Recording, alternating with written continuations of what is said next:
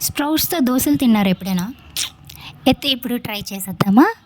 ఇప్పుడు మిక్సీ జార్‌లో స్ప్రౌట్స్ తీసుకొని అందులో ఉప్పు, కారం, జీలకర్ర, పచ్చిమిర్చి, టమాటో ఇవన్నీ వేసేసి రుబ్బేసిన తర్వాత కొంచెం థిక్‌నెస్ కోసం వరిపిండి, తర్వాత ఒక స్పూన్ జీలకర్ర వేసి బాగా కలుపుకునిన తర్వాత మనం పెనం మీద దోస పిండిని ఎలా వేసుకుంటామో అలాగే వేసుకొని పల్చగా దానిపైన ఉల్లిపాయలు, పచ్చిమిర్చి, అల్లం, కొంచెం క్యారెట్ వేసి నూనె వేసిన తర్వాత 2 పక్కల రోస్ట్‌గా కాల్చండి. కాలిన తర్వాత మీకే తెలుస్తది ఎంత క్రిస్పీగా ఉందో, ఎంత టేస్టీగా ఉందో. ఇప్పుడు మనం దీన్ని సర్వ్ చేసుకుందాము. మీకు కావాలి అంటే కనుక ఆనియన్ చట్నీ, కొబ్బరి చట్నీతో తినొచ్చు.